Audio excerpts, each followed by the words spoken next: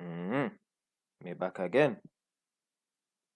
The rats comes in through the hole, as you can see up there. A little one, the 8-year-old, he comes in to maybe make a sandwich, and then a rat will come running through, and he will run screaming. Demonic. The man's name is Demonic. Oh, the bomber clot. What the hell was his parents thinking, calling him demonic, you know? And look how. Let me peel this back 1 second.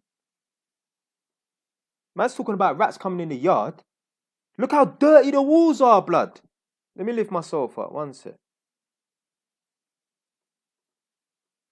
Look how dirty the walls are. Look here. Just below me. Look how dirty the walls are. Look here. Look how dirty the wall is. No wonder you got rats in your yard.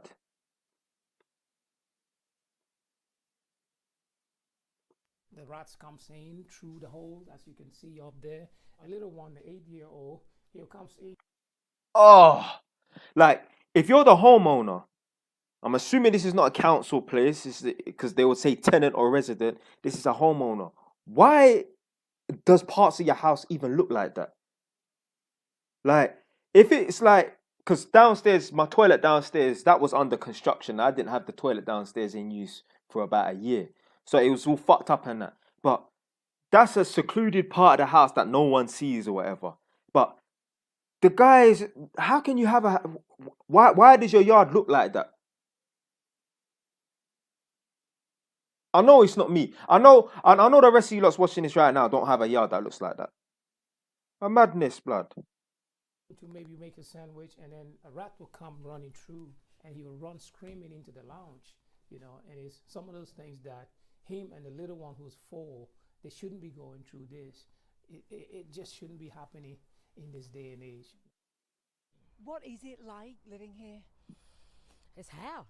It's really hell to have left us here all these years. Their last neighbours moved out 9 years ago. Since then, the Wilsons and their 5 children are the only people left on the Holcombe estate, cleared as part of a £400 million. Imagine, actually, that would suit me fine. I don't want to have no neighbors.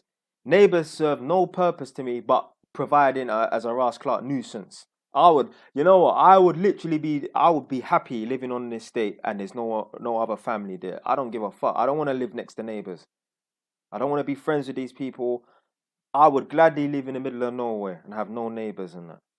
Regeneration project. We just will be treated fairly like the other 39 residents. The couple, who are both mental health workers, bought the property in 2005 but are now in a dispute with Salford Council over rehousing. 6 years ago, a judge ruled the council had breached the Wilsons' human rights by not offering them a new build home to purchase. Since then, the council has offered them £95,000 in payment. The family say that would force them back into renting. 3-bedroom house in this area of High Street in Salford is not going for 95,000. So why have you been punished for buying investment for our children? Their rat infestation came after their neighbouring houses were boarded up. And despite paying their council tax, they say they take their bins to the tip daily, as their rubbish hasn't been collected for 6 years. It's having a profound impact daily on the children, on my wife, on myself. I bought the home to have a roof over my family. They deserve better. They were born and bred here. They don't have that. They were born and bred here. They got some weird ass accents. I'd love to know what country they're from. Neighbors. They don't have their friends. They've been denied the right to have. Tarbo Wilson. Oh, okay. So they're from South Africa. Because, yeah, I've heard that name before still. A relationship with other children in the community. Tonight, Salford Council told us every effort has been made to agree a value for the property and find suitable alternative accommodation for the resident. This has included offers of new and refurbished rented accommodation in the area, which have been rejected. But having paid a mortgage for almost 15 years, the family say they want to remain homeowners. Needless to say, just not here. Rachel Townsend, ITV News, Salford. That's madness. That is madness. But look how dirty the yard is. No wonder you got fucking rats running up in your yard, blood.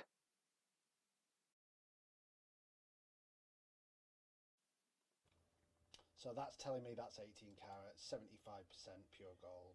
Dan Hatfield's first customer of the day, a man having to sell 2 family bracelets to help pay for his bills. 3,100. I'll just count this for you. That's when you know things is bad, when you have to sell like a family bracelet, and I'm assuming it's been handed down through generations, or at least like maybe his dad bought it for him, and yeah, handed down through generations, he's giving it to his son or something like that.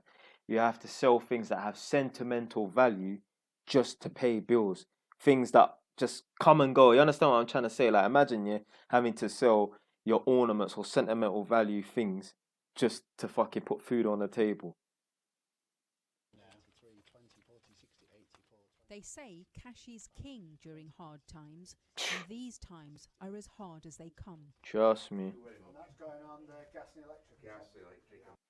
Oh my days, a man's having to shot his chain, you know, shot family jewels, you know, just so that he can have electric to power his yard, to keep his food cold in the fridge, so he can put the heating on and them things there, so that he can have running hot water.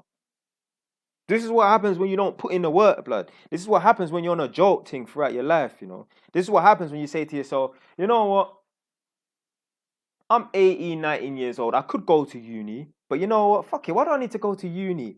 All of my mates, none of them are going to uni. My parents, they didn't go to uni, and they've always had a roof over their head and food on the table. Nah, that's all right. I'll just go and work at this hardware store like B&Q or Screwfix. I'll be all right. Yeah. And then when they're 60 years old, 50 years old, they have to sell their fucking family jewels to put food on the table and top up their gas and electric meter. Come on, man. My grandfather was a pawnbroker and my mum was a pawnbroker as well, so it's in the family. Trust And me. yet, in all those years, Mr. Hatfield says, his pawnbrokers has never been as busy. Pawnbrokers have their fingers on the nation's financial pulse. We know what's happening before the news and the media pick it up, because we see day to day people struggling before we kind of get either the really wealthy that might need a bridging loan very quickly because a deal's not come through, or we would have working class clients. Now we're seeing the middle class who normally would be able to cope day to day. They're using us to pay their bills. Is it an engagement ring? It is. Absolutely lovely. Alison Mainwell's husband worked in finance but has just been made redundant. So she's come in to find out how much she'd get if she pawned her engagement ring. Oh. If they loaned you £1,500, the interest would be 6%. Okay. So that would be £90 on top each month. Mrs. Mainwell would have up to 7 months to buy back the ring. The total interest would be £630. Jeez. £60 a month on top of that. It's quite a bit, isn't it? The pawnbrokers is on the edge of Sheffield city centre. The local council recently announced... Blood, let me tell you something, yeah? If you are pawning your engagement ring, something that has sentimental value, for £1,500, it's because you need the £1,500, obviously. If you're in a position where you need £1,500 so desperately that you're going to pawn your engagement ring, you are not buying back that engagement ring. I can guarantee you. I can guarantee you. It'll be setting up warm banks here to help people this winter. Over a cup of tea, Mrs. Mainwell told me why she was thinking of pawning her engagement ring. Because she was rich. She's pawning her engagement ring because she ain't got no fucking money. She's broke. How much are your bills going up by? Well, from £120 a month to £200 for my gas. I mean, that's only £80, man. I mean, I'd rather keep the £80, you understand? But it's only £80, isn't it? Rates, council tax, everything's just going up and up and up, but you're not getting any more coming in. It's quite sad, isn't it? Because that's your engagement ring. Yeah, it is sad. I feel emotional. Might have a little cry when I get home because 20 years, you know. As we talked, the television played images of the procession to move the Queen's coffin in London. You're seeing how much is going on something like that to what everybody else is going through. Like rubbing it in kind of thing, that they've got all that money for funerals and stuff, and Everybody's on breadline at the moment. Nah. You are on the breadline. I'm not on the breadline, Missy. Yeah? You see me? I put in the work. I made sacrifice throughout my youth and that. And I ain't an old person. I'm still in my youth. What I'm saying is I'm smart. I don't just, oh, I've been got a pay upgrade, so I'm gonna upgrade my lifestyle and that. No. I don't feel entitled to 3-4 Rascal holidays a year. So I don't spend $1,000 4 times a year on all these stupid holidays and that. Yeah, I'm here to work. The British mentality is, oh, why do I need to work more than a 40-hour week? And if I do work a 40-hour week, I'm entitled to 2-3 holidays a year. Man, shut up, man. The British people, they're lazy. They don't want to work. They feel like 40 hours a week is enough. Like, God forbid you told a British person that you have to work on a Saturday and Sunday. They'll fucking cry. Oh, I want to enjoy my weekend. The reason why you feel compelled to enjoy your weekend is because you work a shit job. You don't like your job. You getting up in the morning is a chore. Me getting up in the morning is not a chore. No one likes to have to get up in the morning. But what I'm saying is, I don't mind going to work. 99.9% of the time, I like my job. I enjoy my job. Dumb. I remember there was one video I reacted to. Some woman was talking about the MPs and that. She's like, oh yeah, they're all right. They're well off and that. But us down here, you know, we're scrimping and scraping by and that. I'm thinking, what are you talking about? She's talking about something about they're getting their fat paychecks and that. Yeah, the MPs and that are getting fat paychecks because them man they educated themselves. This woman's talking about people getting fat paychecks and moaning that she's on the brink of poverty and living on a breadline and that. Blood, you're a fucking cleaner. You decided not to get educated. At some point in your life, even if you had no education, you came from a foreign country, at some point in your life, you could have said to yourself, do you know what, yeah? I'm going to go and do my GCSEs. I'm going to go and sit an accountancy course. Or if I'm a man, I'm going to be an electrician or some kind of tradesperson, learn a skill. But no, I'll just coast along through life. Should be all right. Yeah. Food Dickhead. inflation is still at its highest for 14 years, and many families are struggling. We've spoken to a number of people who told us that they're resorting to pawnbrokers as a way of managing their monthly cash flow. Research suggests that pawnbroking has become an essential source of credit for people who have no alternative way to borrow money. But pawnbrokers have a bit of a bad reputation because of the interest rates that you charge. What do you say to that?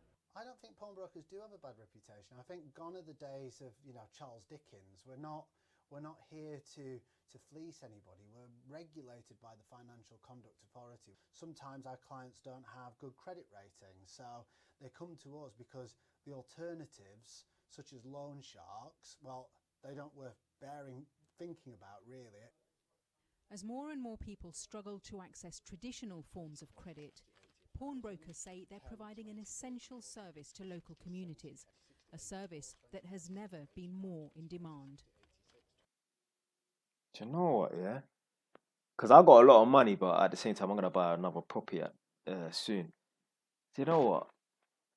With the kind of money that I've got at the moment, which is obviously going to get spent, I think, do you know what? I could actually open up a pawnbroker because I could buy a lot of stuff off of people.